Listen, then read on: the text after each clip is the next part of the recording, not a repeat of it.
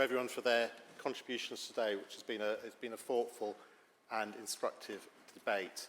I'd like to thank my colleague Councillor Baz for giving the example of the road in Yardley that has changed, and it's one of the examples of many, and other members have given similar descriptions of how their wards have changed. Councillor Francis, I think that while we are looking at this in a cross-party way, I think it is important to recognise that central government has not progressed this issue with the urgency that it clearly needs from a Birmingham context. And in that regard, I very much welcome the contribution of Birmingham MPs in pressing this agenda, and I would urge all councillors to make sure all Birmingham MPs are doing that. I think it's really important to do that, and I've actually spoken with the Lib Dem LGA group to get them to lobby, and it's quite interesting because quite a few from councils, more rural areas, whatever, just can't believe what you're talking about. They say that can't be true, that can't be how it works, and you explain it, and then they they get it and they are very supportive. In terms of your amendment, and I mean, bearing in mind Councillor Alden's comment about it, we will accept this, accept your amendment, and trying to keep this as an all-party, cross-party agreement on it. But I think Councillor Bohr's comments actually give the lie to it, because I think what we're proposing will actually make life more efficient and quicker. So yes, it clearly needs to be looked at about how it's done, so we'll accept the amendment on that basis, but we do equally need to get on with it. I will be following up with officers and to see how that progresses.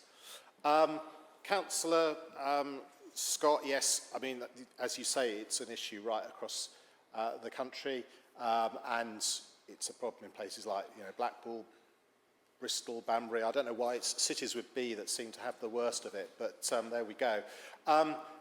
Councillor Alden, yes, I think it's right what you say about purpose-built accommodation.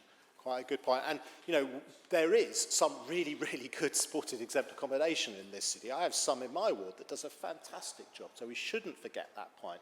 It's just that, sadly, so much of it is being exploited. And very happy to accept your amendment as well. I think that is a valuable addition to what we put forward today. Councillor Lyons, thank you for your support and input. Councillor Thompson, of course, it's unsurprising you represent a ward that does have so much of an issue in this area, and some of the stories, as you say, are just frankly appalling in terms of what we hear goes on. Actually, I have a house in my ward where there's an old lady who has exempt properties either side of her, and when the second one went, she complained enough about the first one. It was just heartbreaking to have to talk to her, explain that there was nothing we could do about it. Councillor Pritchard, yes, quite right that it's the residents in these properties are getting a raw deal.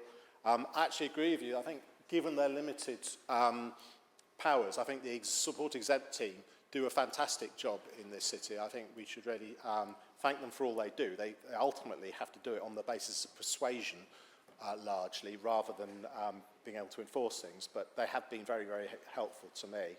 I said about, I think Albert is actually right on the money in terms of your comments here, and I therefore do very much hope that we can get this sort of register sorted out quickly. I think it will just make us much more efficient in how we deal with the variety of these cases. Councillor Ballasconi, thank you for your support as well, and your added testimony on this issue.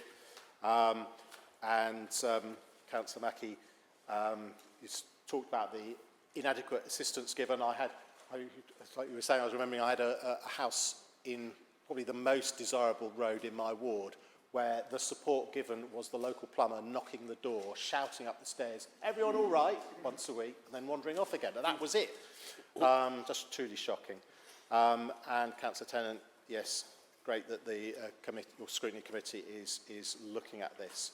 So, in summary, very much hope that we can come to a cross-party agreement on this and support the motion. Thank you, Lord Mayor.